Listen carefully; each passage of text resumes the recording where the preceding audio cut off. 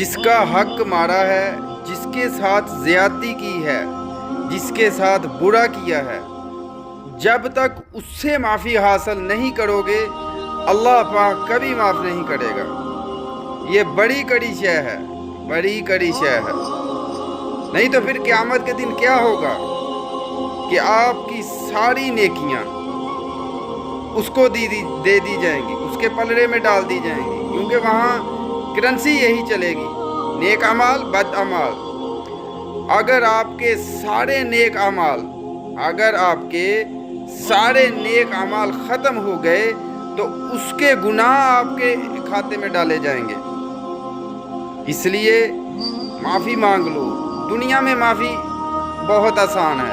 اللہ پاک کی ذات مجھے اور آپ کو عمل کی توفیق عطا فرمائے۔ جزاکم اللہ خیرہ۔ السلام علیکم ورحمۃ اللہ وبرکاتہ۔